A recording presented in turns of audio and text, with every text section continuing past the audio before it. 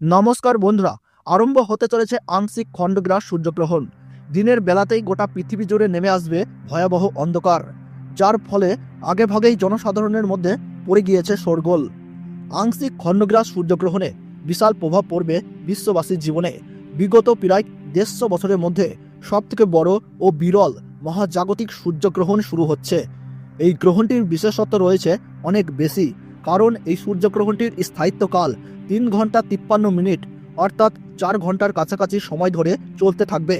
মাঝে মধ্যেই বিশ্ববাসী নানা রকম মহাজাগতিক ঘটনার সাক্ষী থাকে, যার মধ্যে এই গ্রহণটি অনেক বেশি প্রভাবশালী।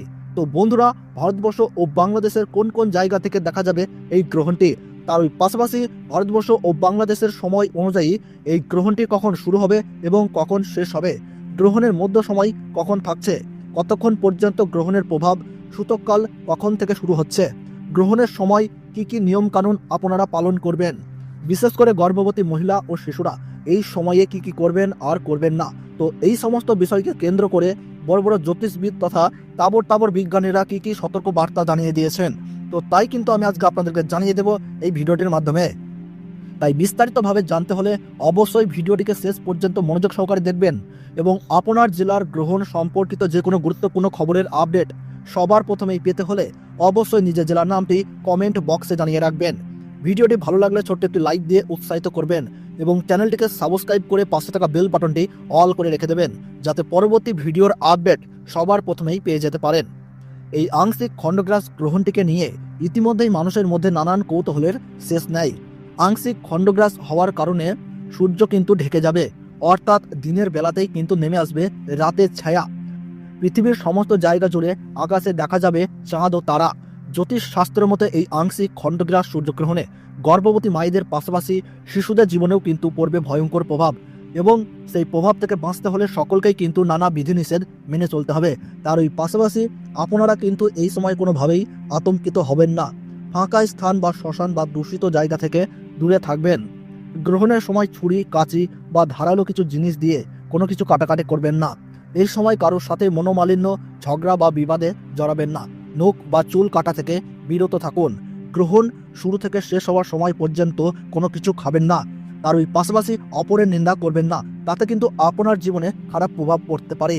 এবং গ্রহণ শেষ হলে অবশ্যই স্নান করবেন এবং নিজ নিজ ইষ্ট দেবতার পাঠ করবেন। সেই সঙ্গে গরিব মানুষদের দান ও সেবা দেওয়ার চেষ্টা করুন। পারলে পশু পাখিদেরকেও খাবার দিয়ে তাদের সেবা করুন, তাতে এই গ্রহণের অশুভ প্রভাব থেকে রক্ষা পেয়ে সফলতা পাবেন। তো ভারতবর্ষ ও বাংলাদেশ থেকে এই আংশিক খণ্ডগ্রাস সূর্যগ্রহণ শুরু হচ্ছে 29শে মার্চ 2025 সাল, বাংলা 15ই চৈত্র 1431 সাল শনিবার। ভারতবর্ষের সঠিক সময়সূচি অনুসারে এই আংশিক খণ্ডগ্রাস সূর্যগ্রহণ শুরু হচ্ছে দুপুর 2:21 এবং গ্রহণ সমাপ্ত হচ্ছে সন্ধ্যা 6:14 এবং গ্রহণের মধ্য সময় থাকছে বিকেল 4:17 এবং বাংলাদেশের সঠিক সময়সূচি অনুসারে এই আংশিক খণ্ডগ্রাস সূর্যগ্রহণ শুরু হচ্ছে দুপুর 2:51 এবং গ্রহণ পুরোপুরিভাবে সমাপ্ত হচ্ছে সন্ধ্যা 6:44 এবং গ্রহণের মধ্য সময় থাকছে বিকেল 4:47। গ্রহণের গাসমান রয়েছে 0.937। এই গ্রহণ ভারতবর্ষের কলকাতা, উত্তরবঙ্গ ও দক্ষিণবঙ্গ সহ সমস্ত জায়গা ও বাংলাদেশের ঢাকা, ময়মনসিংহ, রংপুর, ব্রাহ্মণবাড়িয়া, কুমিল্লা, খুলনা, বরিশাল, রাজশাহী, শিলাহাট সহ সমস্ত জায়গা থেকেই দেখা যাবে এবং আমেরিকা, আফ্রিকা, ইউরোপ ও রাশিয়ার উত্তরাঞ্চল থেকে দৃশ্যমান হবে। তো বন্ধুরা, ভিডিওটি ভালো লাগলে এবং গ্রহণ সম্পর্কে প্রতি মুহূর্তের গুরুত্বপূর্ণ সঠিক আপডেট পেতে হলে অবশ্যই ভিডিওটিকে একটি লাইক করবেন এবং চ্যানেলটি সাবস্ক্রাইব করে পাশে থাকা বেল বাটনটি অল করে রেখে দেবেন। তাহলে সকলে সুস্থ থাকুন, ভালো থাকুন, ধন্যবাদ।